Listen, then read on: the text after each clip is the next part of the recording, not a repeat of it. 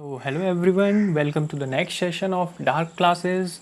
आज हम बात करने वाले हैं ग्रेविटी कंट्रोल के बारे में। कल हमने पढ़ा था कंट्रोलिंग टॉर्क और स्प्रिंग कंट्रोल टॉर्क के बारे में। आज हम उसी का next part gravity control torque के बारे में बात करने वाले हैं।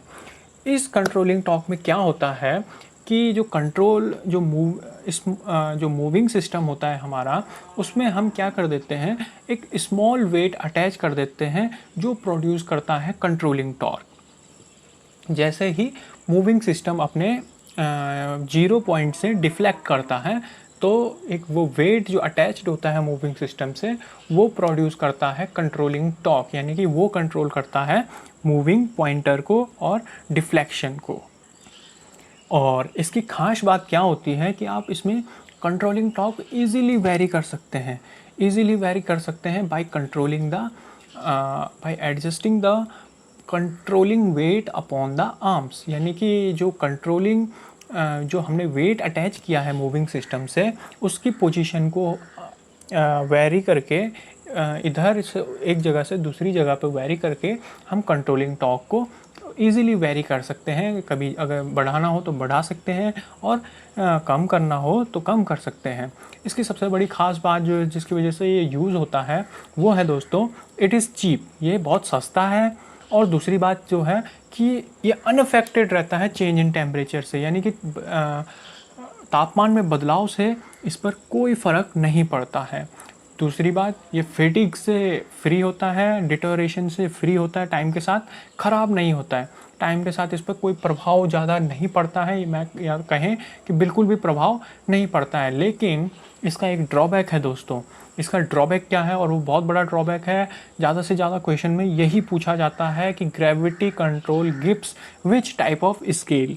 तो gravity control torque gives non uniform scale, इसका स्केल यूनिफॉर्म नहीं होता है। अब पूछा जाए क्यों नहीं होता है, क्योंकि स्प्रिंग कंट्रोल में हमने देखा था कि जो करंट था वो डायरेक्टली प्रोपोर्शनल था थीटा के, यानी कि डिफ्लेक्शन के।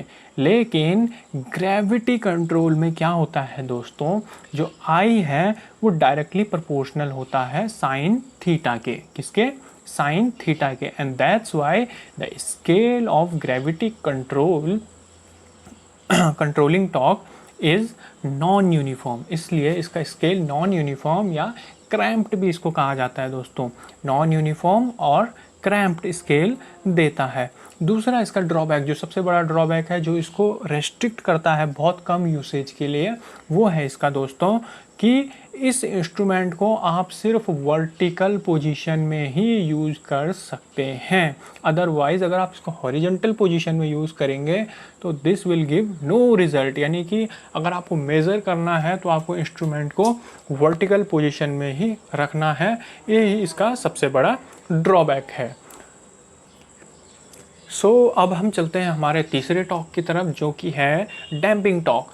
डैम्पिंग टॉर्क को अगर मैं सिंपल भाषा और सीधी भाषा में बात करूं तो डैम्पिंग टॉर्क क्या होता है कि जब हमने डिफ्लेक्शन हो गया, पॉइंटर डिफ्लेक्ट हो गया, कंट्रोलिंग टॉर्क ने अपना काम कर लिया, उसको जो उसकी जो मेजर्ड वैल्यू है जहाँ पर तक उसको जाना था वहाँ तक उसको कंट्रोल कर दिया।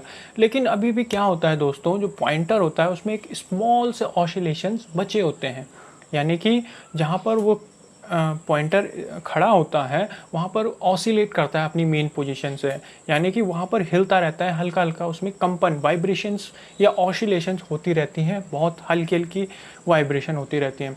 जिसकी वजह से क्या होगा कि हमें परफेक्ट रीडिंग जो हमें चाहिए, एक्यूरेट जो रीडिंग चाहिए, वो नहीं मिल पाती है, क्योंकि वो अपनी फाइनल पोजीशन पर क्या करता रहता है, ऑसिलेट करता रहता है, जिसके कारण हमें एक्यूरेट रीडिंग नहीं मिलती है। तो इन ऑसिलेशन को ख़त्म करने के लिए हमें चाहिए होता है एक तीसरे तरह का टॉर्क, जिसको कहा जाता है डैम्पिंग टॉर्क, यानी कि डैम्पिंग टॉर्क। तो डैम्पिंग टॉर्क का वर्क क्या होता है? The work of the damping torque is simple, to क्या कहें कि to reduce the or to finish the oscillation produced in the instrument at its final position, यानी कि oscillation को ख़त्म करना, जो फाइनल पोजीशन पर उसकी oscillations होती हैं उनको ख़त्म करना जब इंस्ट्रूमेंट अपनी फाइनल पोजीशन पर हो। डैम्पिंग टॉर्क हम बिल्कुल क्या कहें कि फाइनल पोजीशन पर damping and controlling torque equal होने चाहिए। फाइनल पोजीशन पर डैम्पिंग और एक कंट्रोलिंग टॉर्क इक्वल होने चाहिए। अगर इंस्ट्रूमेंट अनडैम्प्ड है, यानी कि अगर इंस्ट्रूमेंट अनडैम्प्ड है यानी कि कोई डैम्पिंग हमने प्रोवाइड नहीं की, अगर हमने डैम्पिंग टॉर्क प्रोवाइड नहीं की तो जो हमारा इंस्ट्रूमेंट है वो बन जाएगा इस स्लो एंड लेथार्जिक, यानी कि हमारा इंस्ट्रूमेंट फिर स्लो हो जाएगा और टाइम लगाएगा हमारी फाइनल पोजीशन पर पहुंचने में। हमारा इंस्ट्रूमेंट बहुत टाइम लगाएगा अपने फाइनल पोजीशन तक पहुंचने में। और अगर हमने इंस्ट्रूमेंट को ओवर डैम्प कर दिया, यानी कि ज़्यादा ही डैम्पिंग प्रोवाइड कर दी, तो भी क्या हो जाएगा, फिर हमारा इंस्ट्रूमेंट भी फिर लेथार्जिक टाइप का हो जाएगा और उतनी परफेक्ट वैल्यू नहीं दे पाएगा, बहुत स्लोली वैल्यू देगा। हमें क्या करना होता है कि एक फिक्स्ड वैल्यू पर ही डैम्पिंग करनी होती है।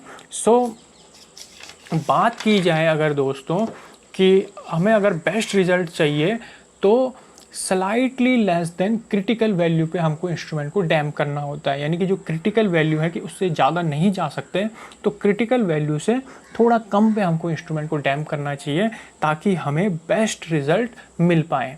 तो 3 मेथड होते हैं एक इंस्ट्रूमेंट में डैम्पिंग टॉर्क प्रोवाइड करने के। तो पहला होता है एयर फ्रिक्शन डैम्पिंग, यानी कि आप एयर के थ्रू डैम्पिंग कर सकते हैं, यानी कि एयर के थ्रू आप ऑसिलेशंस को ख़त्म कर सकते हैं। इसमें क्या होता है, एक एल्यूमिनियम वेन एनक्लोज होती है एक बैकेलाइट मोल्डिंग में, या सिंपल से कहें कि एक चैम्बर में जिसमें एक एल्यूमिनियम की पट्टी लगी होती है जिसके द्वारा डैम्पिंग प्रोवाइड की जाती है। दूसरी मैं बात करूं फ्लूइड फ्रिक्शन डैम्पिंग की, तो इसमें क्या होता है, एक लाइट वेन या कहें कि एक पत्ती या एक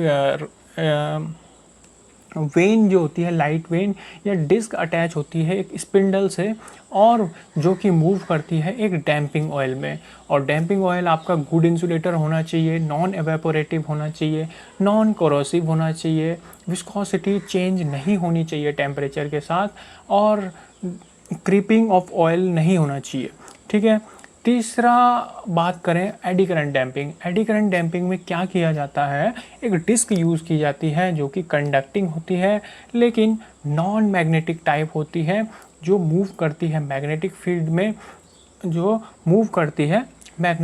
में, सबसे ज़्यादा जो